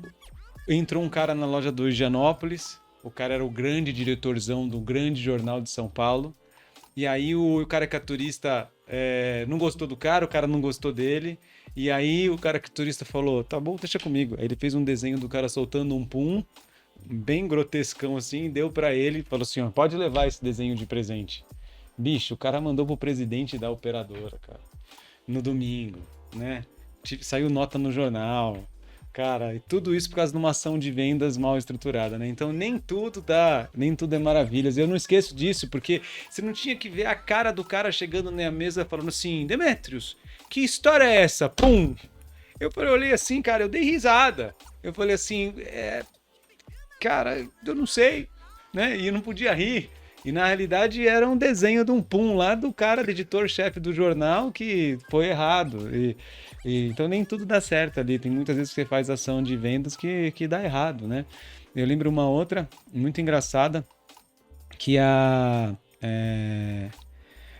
foi uma posição muito interessante. Eu me lembro que a gente tinha muitas ações que aconteciam, né? Os vendedores tinham ali suas atividades e assim por diante.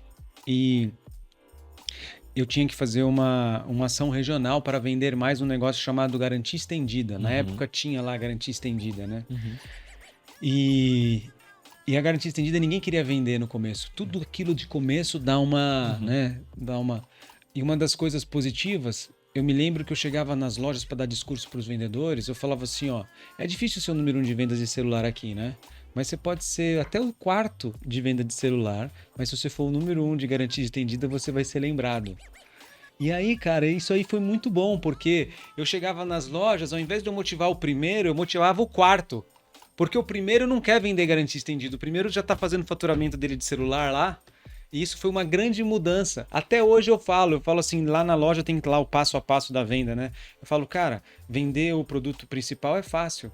Quero ver você vender o relógio junto com o produto principal. Quero ver você vender um determinado tipo de serviço junto com o produto principal. E eu começo a dar a ênfase naquele cara que é o segundo, terceiro. Para o cara saber que todo mundo tem a oportunidade de ser primeiro em alguma coisa. Melhor ser o primeiro na garantia estendida do que ser o quarto só em celular. E isso é um exemplo positivo de análise ali. E até hoje eu uso. Eu falo, cara, você tá... Ah, não, eu tô em Ferrazópolis, interior de São Paulo. Cara, você pode ser o melhor cara disso. Você já parou pra pensar? Não, nunca pensei. Então, cara, vende isso daí. Eu quero que você... O cara tá em Ferrazópolis, é o melhor vendedor de garantia estendida, sabe? Então, dentro de uma grande rede, de uma grande organização, você consegue criar métricas para poder cuidar de forma diferenciada de algumas coisas. E é impressionante como isso rebate para venda, né? Porque automaticamente, como ele fica mais confiante, ele vai começar a vender mais o produto principal também e uma coisa vai atrelando a outra. E o que a gente vê normalmente? O gerente fazendo ao contrário. Ele fica tentando motivar aquele vendedor que não performa a fazer o que o primeiro faz. Sendo que ele não faz o que o primeiro faz, não é porque ele não quer. Ele não faz porque ele não sabe. Ou ele não tem habilidade para fazer. E eu vejo muitas vezes o gerente, principalmente o gerente que sai da posição de venda e vai para vendedor, não sabendo como organizar isso. E você falou uma coisa que eu acho que vai um papo aqui pro gerente. como que organiza esse processo? Como que você cria muito de experiência, mas o que método para você? Você falou dos 7 passos, é fundamental, assim. É porque, lembra o ato de você sentar e observar? Né? Então, a gente critica o vendedor Le Postiche. Nem sei se existe Le Postiche ainda, mas era o cara que ficava na porta e pega o cara aqui, né? Ou você critica com o vendedor de tratamento dentário no centro de São Paulo, dá os papeizinhos, aí você pega, você joga tudo fora, né? E aí, muitas vezes a gente olha uma comparação americana, que é aquelas lojas de super experiência, só que quando você vai para a realidade brasileira tem um problema. Se você pega os shoppings, existem 3 países do mundo que têm luva. Então, você pega Brasil, Escócia e talvez África do Sul, tem luva. Então, para você ter direito ao espaço no shopping, o empresário tem que pagar um valor, mais o aluguel. Então, as áreas disponíveis são pequenas. Então, não é tão fácil ter lojas de experimentação enormes. Sim. Quando você vai para a realidade do varejo, ou é rua, e dentro do shopping é menorzinho. Sim. Então, você tem que criar experiências independente do padrão americano de ser, né? Então, essas observações você consegue mudar ali. Só que o maior... Lembra que eu falei alta padronização para baixa especialização? Se a gente está falando ali no primeiro, segundo emprego, se a gente está falando um projeto de vendas, que não é o cara, senta aqui que eu vou decorar a sua casa. Não, senta aqui que eu quero... E eu lembro, vou dar um exemplo da TIM. Eu lembro que nessas observações, as pessoas entravam na loja da TIM e falavam assim: olá, fulano, tudo bem? Eu quero um pré-pago. Aí a gente observando aquilo falou: não. A gente vai falar assim: claro, sem nenhum problema, eu tenho o melhor pré-pago. Quantas ligações você faz por dia? Eu ligo para minha mãe e para meu namorado e tal. Você sabe quanto que é o minuto do pré-pago? R$2. R$6 por dia. Se você fizer essas 3 ligações por dia, em 10 dias é 60. Compensa você fazer um pós-pago com controle, que é R$60, você vai falar 3 vezes mais que o teu pré-pago. Você já parou para pensar isso? Então essas observações você vê o comportamento da pessoa, só que no dia a dia o vendedor vai esquecer. Né? O time perdeu, a namorada falou que não quer mais nada com ele, pegou 4 horas de trem, chegou lá, não tem o texto do Luiz Marins para ele ler, né? O uniforme tá meio que, cara, essa calça tá caindo, né? A marmita tá lá, o ovão lá dentro tá esquentando. Na hora ali do vamos ver, dá um pau. Então você tem que criar a metodologia, que deixa ali próximo, cara, não posso esquecer aqui. Se cada 10 atendimentos dele, 3 ele fizer assim, cara, a empresa ganha como um todo, ele ganha como um todo, daqui a pouco aquilo vira automático, daqui a pouco aquilo vira automático. Então não tem como ser um bom vendedor sem processo, né? É óbvio que também que tem aqueles que eles chamam de spin sales, né? Que é do tipo, é muito rápido. Sim. O cara ali, você já é tão bom vendedor que você não precisa seguir o protocolo. O cara eu, de vez em quando, se alguém não faz spin sales comigo, eu não compro. Eu entro no lugar, eu falo assim, cara, não quero saber se a calça é boa ou não, eu quero a preta daquele jeito, naquele lugar lá, é só você me encaminhar até ali, já preparar o caixa que eu tô indo embora. Não quero. Então ele tem que ter essa sabedoria para poder diferenciar, né, e fazer uma venda um pouquinho mais direta. Em outras palavras, processo é muito importante, tanto para você poder usá-lo quanto você falar esse momento não é o momento de usar, né? Perfeito. E eu aprendi dessa forma. Perfeito, né? Perfeito. Dema, uma pena. A gente está chegando. Ótimo. A gente está chegando ao final. Eu ficaria aqui certamente horas. O que a gente tem que fazer uma próxima vez, Malavolta, é visitar a loja em shopping. Vamos. Eu tenho um amigo meu que ele é o maior especialista em fazer lojas para shoppings do Brasil. O pai dele foi um grande diretor do Carrefour e ele cresceu nos corredores do Carrefour. Então você pensa todos os supermercados, esse cara que fez. Se você vai lá no norte, tem um supermercado chamado Maria Joana, tem 10, ele que fez o desenho. Então, ele é muito legal.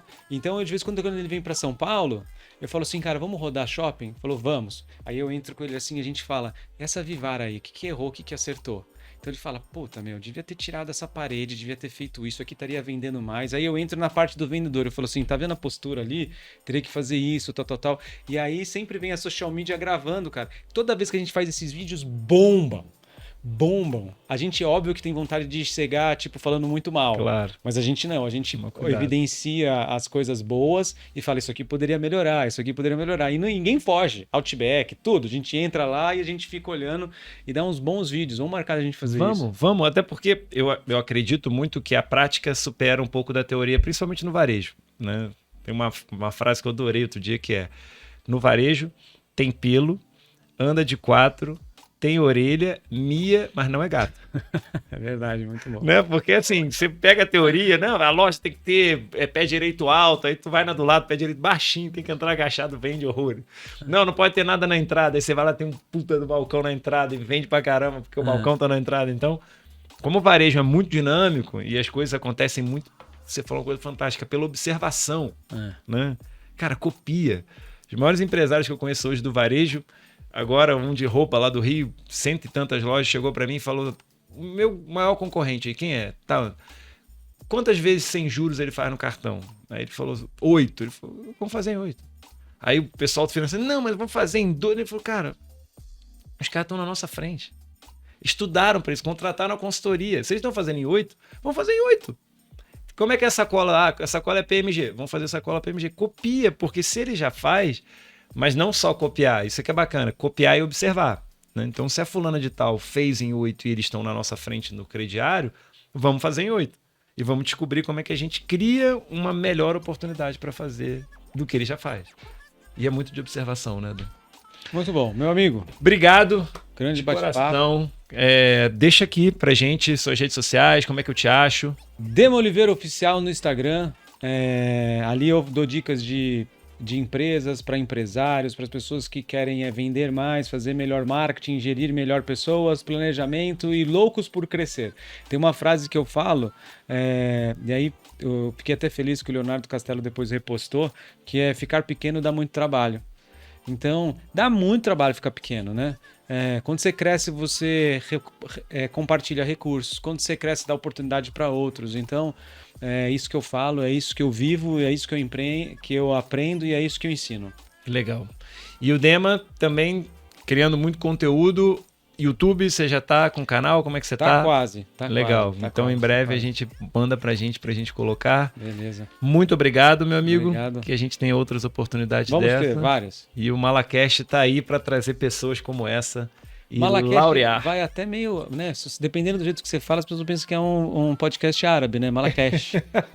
Interessante. Mas eu vou tirar. Tá aí. Inclusive, recomenda, porque é muito mala. Toda hora é mala. Ontem a gente estava jantando, o pessoal falou, não, vamos fazer uma coisa diferente. Mas eu não tive ideia ainda. Então, se você tiver uma ideia pro meu podcast, tá aberto. A gente muda. Muito bom. Mais uma vez, valeu, meu irmão. Obrigado, meu irmão. Valeu. Tchau, tchau.